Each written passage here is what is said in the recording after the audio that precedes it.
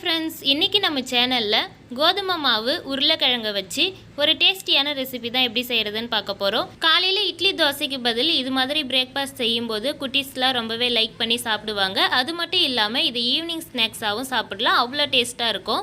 வாங்க இது எப்படி செய்கிறதுன்னு பார்க்கலாம். இந்த ரெசிபி செய்கிறதுக்கு ஒரு மிக்சிங் பவுலில் 1 கப் அளவுக்கு கோதுமை மாவு எடுத்துக்கோங்க. இது கூடவே இந்த மாவுக்கு தேவையான அளவு உப்பு சேர்த்துக்கோங்க. இது கூட 1 டேபிள் ஸ்பூன் எண்ணெய் சேர்த்துக்கோங்க. எண்ணெய் உப்பு எல்லாம் சேர்த்ததுக்கப்புறமா கை வச்சு இந்த எண்ணெய் உப்பு மாவில் எல்லா சைடும் மிக்ஸ் ஆகிற மாதிரி நல்லா மிக்ஸ் பண்ணி விடுங்க. அப்போ தான் நம்ம சேர்த்துருக்க எண்ணெய் மாவில் எல்லா சைடும் நல்லா மிக்ஸ் ஆகி வரும். இப்போ இந்த அளவுக்கு நல்லா மிக்ஸ் பண்ணதுக்கப்புறமா இதில் நம்ம தண்ணி தெளித்து நல்லா மிக்ஸ் பண்ணிக்கலாம். நார்மலாக எப்போவுமே சப்பாத்திக்கு பிசைகிற மாதிரி தான் நம்ம சப்பாத்தி மாவு எந்த அளவுக்கு பிசைஞ்சு எடுப்போமோ அந்த அளவுக்கு இதையும் பிசைஞ்சு எடுத்துக்கோங்க. இதனோட பதம் சப்பாத்தி மாவு பதத்துக்கு இருந்தாலே கரெக்டாக இருக்கும். இடையில தண்ணி சேர்த்து நல்லா பிசைஞ்சு எடுத்துக்கோங்க. பாருங்கள், இந்த அளவுக்கு நல்லா பிசைஞ்சு எடுக்கணும். இந்த மாவோட பதம் பாருங்கள் சப்பாத்தி மாவு பதத்துக்கு இருக்குது. அவ்வளோதான், நம்ம மாவு ரெடி ஆகிடுச்சு.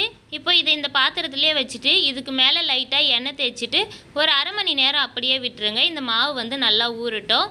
இப்போ நம்ம இதை உள்ளே வைக்கிற ஸ்டஃபிங் ரெடி பண்ணலாம். அதுக்கு ஒரு கடாய் வச்சுக்கோங்க. அந்த கடாயில் தேவையான அளவு எண்ணெய் சேர்த்துக்கோங்க. நான் 2 டேபிள் ஸ்பூன் அளவுக்கு எண்ணெய் சேர்த்துருக்கேன். இந்த ரெசிபிக்கு எண்ணெய் ரொம்ப அதிகமாகலாம் தேவையில்லை, கொஞ்சமாக சேர்த்தாலே போதும். எண்ணெய் நல்லா காஞ்சதுக்கப்புறம் அதில் 1 டீஸ்பூன் அளவுக்கு சோம்பு சேர்த்துக்கோங்க.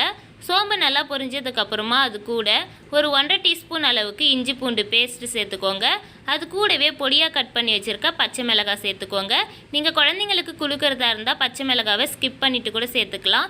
இது கூடவே ஒரு கொத்து கருவேப்பிலை இலை சேர்த்துட்டு நம்ம நீலவாக்கில் கட் பண்ணி வச்சுருக்க வெங்காயம் சேர்த்து வதக்கிக்கலாம். வெங்காயம் நீங்கள் பொடியாகவும் கட் பண்ணிக்கலாம், நீலவாக்கிலையும் கட் பண்ணிக்கலாம். ஆனால் வெங்காயம் கட் பண்ணும்போது கொஞ்சம் மெல்லிஸாக கட் பண்ணிக்கோங்க. அப்போ தான் வெங்காயம் சீக்கிரமாகவே வெந்து வரும். இப்போ பாருங்கள், வெங்காயம்லாம் நல்லா வதங்கி வந்திருக்கு. இப்போ இதில் நம்ம மசாலா சேர்க்கலாம். மசாலாவுக்கு 1/4 டீஸ்பூன் அளவுக்கு மஞ்சள் தூள் சேர்த்துக்கோங்க. அது கூடவே உங்கள் காரத்துக்கு ஏற்ற மாதிரி மிளகாய் தூள் சேர்த்துக்கோங்க. நான் பச்சை மிளகாய் சேர்த்துருக்கிறதுனால 1 டீஸ்பூன் மிளகாய் தூள் தான் சேர்த்துருக்கேன். அது கூட ஒரு அரை டீஸ்பூன் போல் கறி மசாலா தூள் சேர்த்துக்கோங்க. தேவையான அளவு உப்பு சேர்த்துக்கோங்க. இப்போ மசாலா எல்லாம் சேர்த்ததுக்கப்புறமா இதை மசாலாவோட பச்சை வாசனை போகிற அளவுக்கு நல்லா வதக்கிக்கணும். நான் உருளைக்கிழங்குல உப்பு சேர்த்து வேக வைக்கல, அதனால் இது கூடவே உப்பு சேர்த்துட்டேன். நீங்கள் உருளைக்கிழங்குல உப்பு சேர்த்துருந்தா வெங்காயம் கூட கொஞ்சம் கம்மியாக உப்பு சேர்த்துக்கோங்க. இப்போ மசாலாவோட பச்சை வாசனை போகிற அளவுக்கு வதக்கினதுக்கப்புறமா இதில் நான் 2 பெரிய சைஸ் உருளைக்கிழங்கை வேக வச்சுட்டு நல்லா மசிச்சு எடுத்து வச்சுருக்கேன். அதை இது கூடவே சேர்த்துக்கலாம். உருளைக்கிழங்கு நல்லா வெந்ததுக்கப்புறமாவே சேர்த்துக்கோங்க. உருளைக்கிழங்கு சேர்த்ததுக்கப்புறமா இந்த உருளைக்கிழங்கு அந்த மசாலாவோட நல்லா மிக்ஸ் ஆகி வர அளவுக்கு நல்லா வதக்கி விடணும். அப்போ தான் நம்மளுக்கு அந்த உருளைக்கிழங்குல மசாலாலாம் நல்லா கோட்டாகி வரும். சாப்பிட்றதுக்கும் ரொம்பவே டேஸ்ட்டாக இருக்கும். ரொம்பவே சிம்பிளாக செஞ்சு முடிச்சிடலாம் இந்த ரெசிபியை. இட்லி தோசைக்கு மாவு அரைக்கிறதுக்கு மறந்துட்ட டைமில் இது மாதிரி நீங்கள் பிரேக்ஃபாஸ்ட் செய்யும்போது எல்லாருமே நல்லா விரும்பி சாப்பிடுவாங்க. இது ரொம்பவே சிம்பிளாகவும் ரொம்பவே டேஸ்டியாகவும் இருக்கும். இப்போ உருளைக்கிழங்கு மசாலாவோட நல்லா வதக்கினதுக்கப்புறமா இதில் கொஞ்சமாக கொத்தமல்லி இலை சேர்த்துக்கோங்க. கொத்தமல்லி இலை சேர்த்ததுக்கப்புறமா ஒரு டைம் நல்லா மிக்ஸ் பண்ணி விட்டுருங்க. அவ்வளோதான், நம்ம உள்ளே வைக்கிற ஸ்டஃபிங்கும் நல்லா சூப்பராக ரெடி ஆகிடுச்சு. இது நல்லா ஆறட்டும். இது ஆறுனதுக்கப்புறமா நம்ம இந்த பிரேக்ஃபாஸ்ட் எப்படி செய்கிறதுன்னு பார்க்கலாம். நம்ம வதக்கி வச்சுருக்க மசாலா ஆறத்துக்குள்ளே நம்ம இந்த சப்பாத்தி மாவை நல்லா தேய்ச்சி எடுத்துக்கலாம். நம்ம பிசைஞ்சு வச்சுருக்க மாவுலேருந்து கொஞ்சமாக மாவு எடுத்துக்கோங்க. மாவு எடுத்ததுக்கப்புறமா இது மாதிரி உள்ளங்கையில் வச்சுட்டு நல்லா ரவுண்ட் ஷேப்பில் உருட்டி எடுத்துக்கோங்க. பாருங்கள், இந்த அளவுக்கு உருட்டி எடுத்துக்கணும். இப்போ இதே மாதிரி மீதி இருக்கிற மாவு எல்லாத்தையும் நம்ம உருட்டி வச்சுக்கலாம். அதுக்கப்புறம் நம்மளுக்கு தேய்க்கும் போது ரொம்பவே ஈஸியாக இருக்கும். அதனால் ஃபஸ்ட்டே மாவு எல்லாம் உருட்டி வச்சுக்கலாம். எல்லா மாவும் உருட்டினதுக்கப்புறமா நம்ம மாவு தேய்க்க ஸ்டார்ட் பண்ணிடலாம். சப்பாத்தி கல்லில் இது மாதிரி கொஞ்சமாக மாவு சேர்த்துக்கோங்க. அதுக்கு மேலே ஒரு உருண்டியை வச்சுட்டு எப்பவும் போல் சப்பாத்தி தேய்க்கிற மாதிரி தேய்ச்சிக்கலாம். ஃபஸ்ட்டே ரொம்ப மெல்லிஸாக தேய்க்கக்கூடாது, கொஞ்சம் கனமாக தான் தேய்க்கணும். அப்போ தான் நம்ம ஸ்டஃபிங் வச்சுட்டு அதுக்கப்புறமா நம்ம திருப்பி தேய்க்கும் போது நம்மளுக்கு கரெக்டாக இருக்கும். பாருங்கள், இந்த அளவுக்கு தேய்ச்சி எடுத்துக்கணும். ரொம்ப நைஸாக தேய்ச்சிட்டிங்கன்னா நம்மளுக்கு ஸ்டஃபிங் வச்சு க்ளோஸ் பண்ண முடியாது. ஒரு பூரி மாவு பதத்துக்கு தேய்ச்சி எடுத்துக்கோங்க. இப்போ இதில் நம்ம ரெடி பண்ணி வச்சுருக்க ஸ்டஃபிங் வச்சிடலாம்.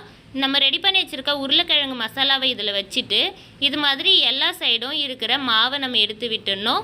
எடுத்துட்டு இது மாதிரி நடுவில் நம்ம வச்சு ப்ரெஸ் பண்ணும்போது நம்மளுக்கு அழகாக க்ளோஸ் ஆகி வந்துடும். எக்ஸ்ட்ரா இருக்கிற மாவை நம்ம எடுத்துடலாம். நான் எந்த மாதிரி செய்கிறேனோ அதே மாதிரி நீங்களும் இந்த மாவை ரெடி பண்ணிக்கோங்க. இப்போ வந்து இதை கை வச்சு லைட்டாக அழுத்திட்டு அப்படியே திருப்பி வச்சுட்டு நம்ம பூரி கட்டையை வச்சு லைட்டாக தேய்ச்சிக்கலாம்.